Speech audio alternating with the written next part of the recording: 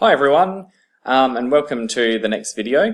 What we're going to be talking about today is the tangent function and how that relates to the unit circle, which I promised that I'd talk about in the last video, and so I'm just getting around to that now. So just to recap what we talked about in the last video, what I've got here is a unit circle. So that's a unit circle with a radius of 1, centered at 0, 0, the origin.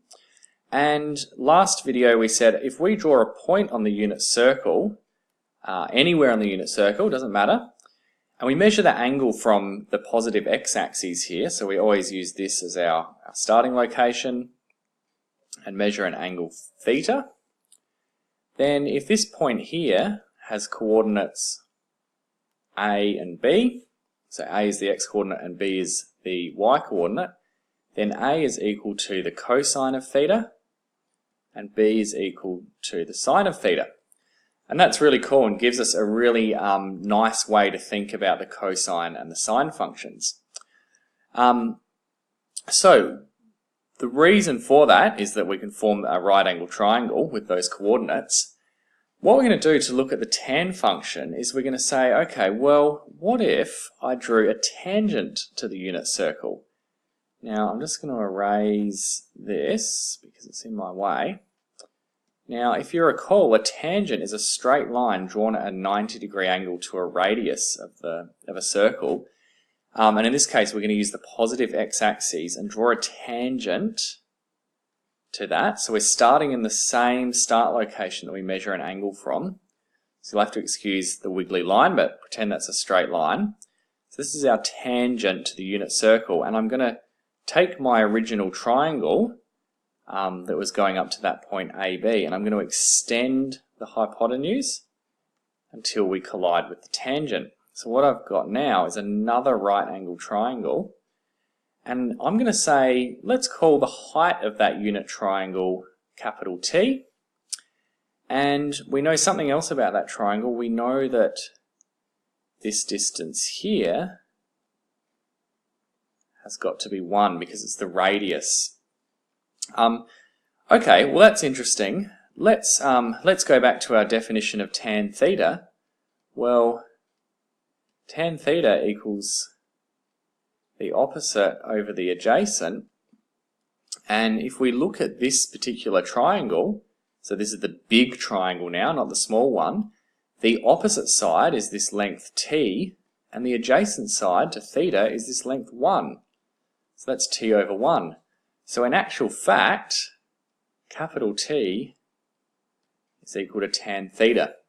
So this gives us a definition of tan theta on the unit circle. It tells us that if you are looking at a particular point formed by the angle theta, then tan theta is the measure of a tangent to the unit circle up until the point that this line crosses over with it. So this is a new definition for tan theta based on the unit circle. And we already know from previously as well, something that's quite nice about tan theta is that it's equal to sine theta over cosine theta. So that's two really important formulas there, and we're going to have a look at some of the implications for that. So that's t, which is our tangent measurement, and tan theta equals sine theta over cosine theta. So something else that's nice about the tangent function is that if we go to that point again, so AB, that point on the unit circle, if we think about the line that's travelling to AB, and if we think of that as a straight line that continues on upwards and continues in this direction as well, if we think back to our work on linear equations, if we said that this line, so this line going through the centre and through AB, if that line had, an equation like y equals mx plus c, where you might recall m is the slope, then in actual fact the slope of that line, m, well, it's normally given by rise over run. And we know that from the origin to AB, the rise is B and the run is A. Well, we also know that B is equal to sine theta, and A is equal to the cosine of theta.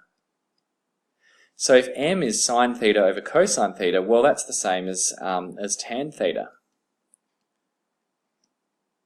So something else that's really nice about the tangent function is that it gives us the slope, okay?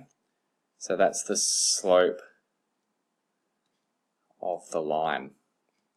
So that's something really, really nice about tan theta as well. Okay, so we're going to look at some implications of that now. So first of all, if we think about the case where theta is equal to 0, or if theta is equal to 180 degrees, which is pi radians, well, these are the cases where the point is either right here, so we're drawing a line like this, or the point is over here. Well, in both of those cases, if we drew a tangent to the circle, it wouldn't go anywhere. We'd still be back at the start point. And if we think about this as a straight line graph, the gradient is 0. And so that actually tells us straight away that tan theta has to equal 0 at those 2 points.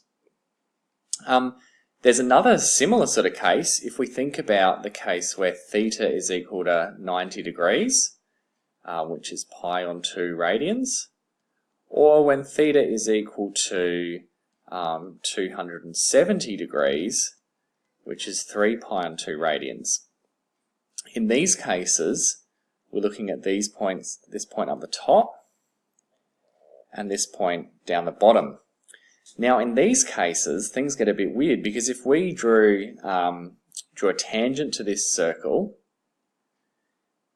the tangent's actually running parallel to this line here. And so there's no way that we could actually connect this line with this line. So we couldn't actually measure the length of that tangent. And also, if you think about this as a straight line graph, well, the gradient of this line, we know from our work on linear equations, we know that it's undefined because it's a vertical line.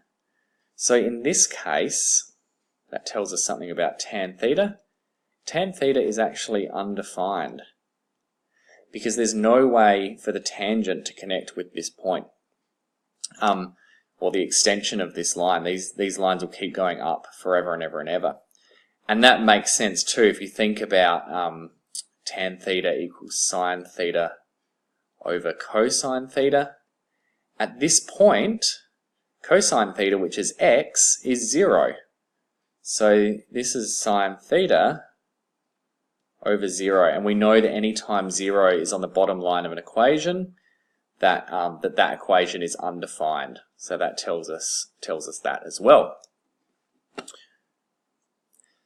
And the final thing that I want to look at are the 4 different quadrants and what's happening to tan theta in those 4 quadrants. So remember, we call this quadrant 1, this quadrant 2, this quadrant 3, and this quadrant 4. So we're going around the unit circle.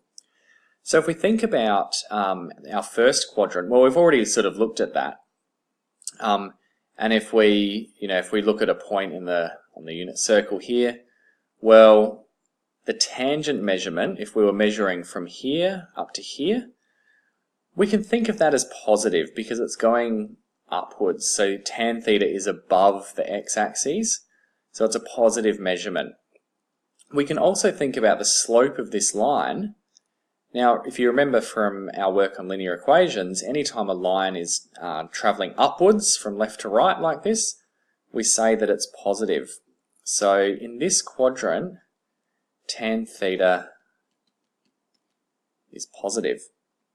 If we move over to the next quadrant, the second quadrant, well, if we're drawing a point over here and connecting it up, we always look at the tangent that connects at this point over here. So this time, what we actually have to do is we have to project this line backwards and connect it to the tangent. So in this case, if we're measuring downwards, well, tan theta is negative. And that also makes sense if we think about a straight line graph, because in a straight line graph, if it's traveling downwards from left to right, we call that a negative slope. So it makes sense in both ways that tan theta would be a negative number in the second quadrant. If we move around to the third quadrant, well, now we're sort of back to this, well, similar situation to the first. So let's say I put a point here. Again, I need to connect to a tangent that's joined at that starting point. So I'm going to project it outwards. I'm going to have to use go over my number 1 here, that's quadrant 1.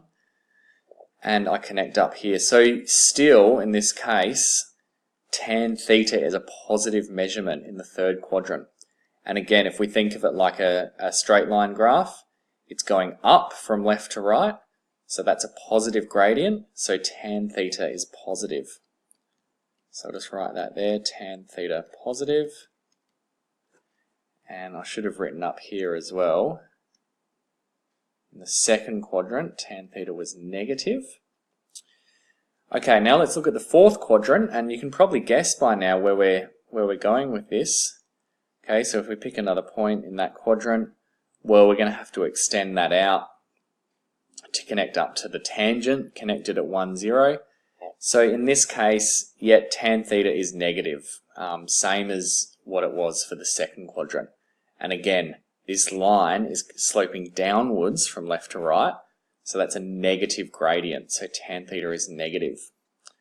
And this all connects back to, if you remember the table that we drew in class, we listed off the quadrants, 1, 2, 3, and 4. And we said, well, in the first quadrant, sine theta is positive, same in the second, and then it's negative in 3 and 4 because sine theta is the y coordinate. For cosine theta, that's positive at first because it's the x coordinate, but then it becomes negative, negative again, and then positive. And then if we look at tan theta, well, now we can look at our graph. We can say, well, it's positive, and then it's negative, and then it's positive, and then it's negative. And this could also be derived by going back to that key formula that says that tan theta is sine theta over cosine theta. So remember, positive over a positive gives a positive, positive over a negative gives a negative, negative over a negative gives you a positive, and a negative over a positive gives you a negative. So that can come from this formula as well. But looking at the unit circle this way really shows why tan theta is positive or negative in those different locations. So that's all I wanted to talk about in this video. I'm just going to flick over and show you a little animation as well to do with the graph of tan theta, which you've been investigating. So you can see on the left there, we've got a rotation around the unit circle, and the tangent is being plotted as we rotate, and the extension to the tangent as well when we're in the second and the third quadrants. And then over here, the height of the tangent is being plotted on a graph, and so you can see at those intervals of 90 degrees or pi on 2 radians, we're getting that undefined tangent. And so we get an asymptote, a vertical asymptote at those points. And so you can see how it's positive and then it's negative and then positive again and then negative again in the fourth quadrant. So I'll give you that link as well if you want to check that out for yourself. Okay, thanks very much for watching.